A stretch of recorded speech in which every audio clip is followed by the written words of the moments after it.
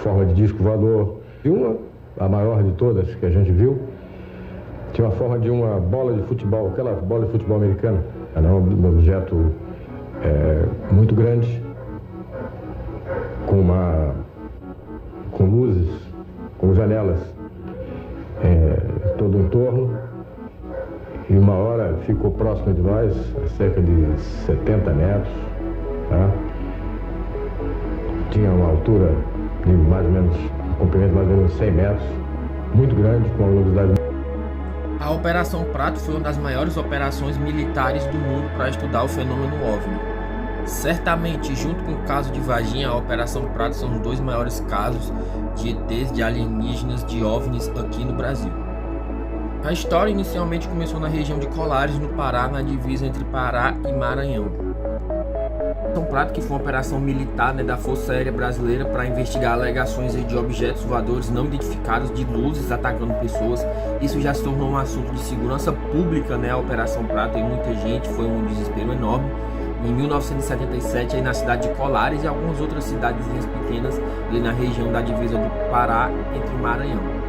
Os objetos que foram aí capturados, vistos por algumas pessoas aí, por câmeras e principalmente pelos militares, quando eles chegaram, quando começou realmente de fato a operação, deram o nome de corpos luminosos, aparentemente no início da história. Que estavam aí associados a fenômenos relatados por moradores, autoridades, noticiados pela imprensa também local, que alegavam supostos ataques à população. O fenômeno ficou conhecido com o nome de chupa-chupa entre os meses de outubro e dezembro de 1977, que foi realizado 2 missões pelos agentes da inteligência do Serviço de Informação, primeiro Comar, que nada mais é do que o primeiro comando aéreo, liderado pelo capitão Uirangê de Holanda.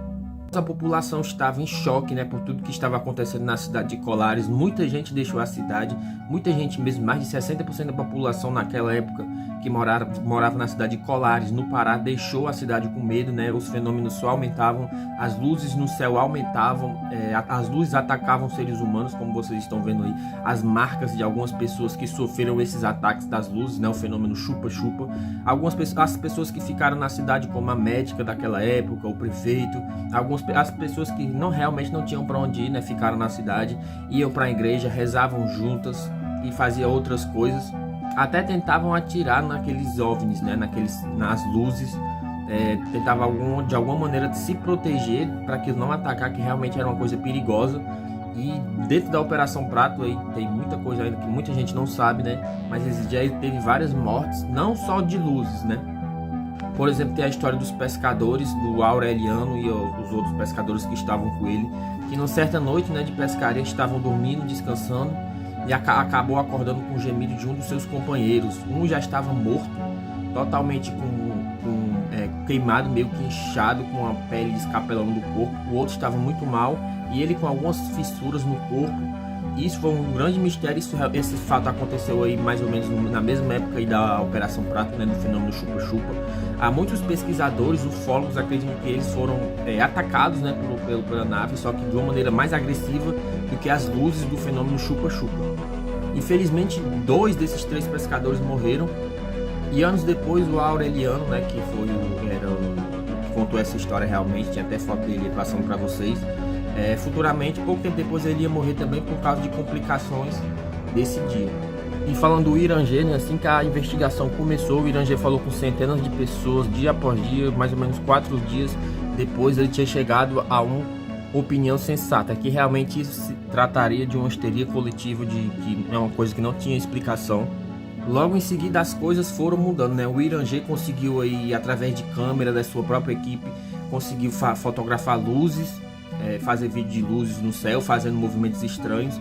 Isso até então não seria tão impressionante, Essas luzes no céu. Só que certo dia ocorreu uma coisa que ia mudar a sua vida, Enquanto ele estava fazendo uma vigília, meio com observação em um certo local, onde pessoas estavam... tinha bastante relato de luzes que tinham sido atacadas naquela região.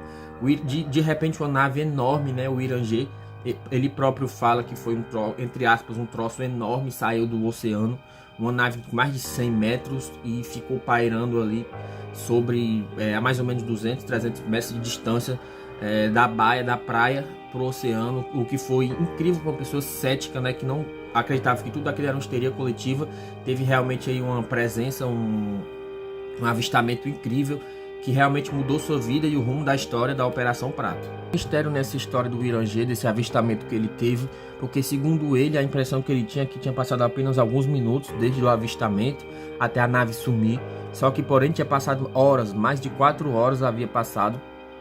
Isso muitos ufólogos acreditam ainda que é o time skip, né, pulo de tempo, o que seria aí que ele teria sido abduzido, né, não teria visto o tempo aí, e isso se caracterizaria como uma abdução.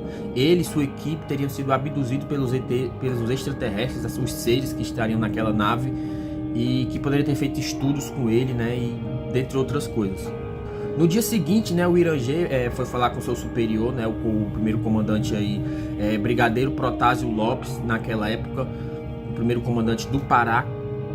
E o que aconteceu é uma coisa surpreendente. Ele recontou o relato, mostrou as imagens, os vídeos, e misteriosamente o seu comandante cancelou a operação.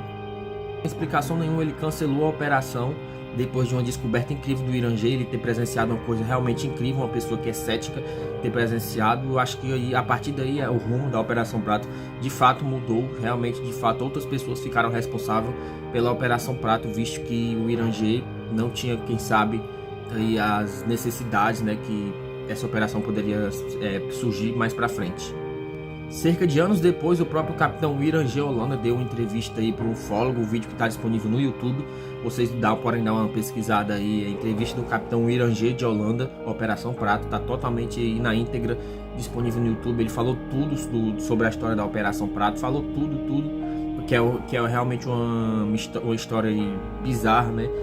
Há inclusive relatos de algumas pessoas que moravam no Pará naquela época que viram americanos logo em seguida, depois do cancelamento da operação, ou seja, é bem provável que ele tenha sido substituído por pessoas mais qualificadas, talvez, essa operação que poderia levar a coisas que ele não estaria preparado, né? Visto que ele viu uma nave de perto, é um cara que obviamente não está preparado para isso. Ele foi inicialmente investigar luzes, pessoas no Pará, e a história se desenvolveu um rumo totalmente diferente do que era o esperado. Mas realmente é bem provável mesmo que os americanos tenham tomado de conta do caso a partir daí. E o que aconteceu, como acabou, qual era o objetivo desses seres, dessas luzes, por que eles atacavam as pessoas, por que foi no Pará, isso a gente não sabe, não tem como saber, infelizmente, né? E provavelmente, possivelmente, nunca vamos saber sobre esse caso aí, um dos casos mais bizarros da ufologia, a Operação Prato, sem dúvida nenhuma.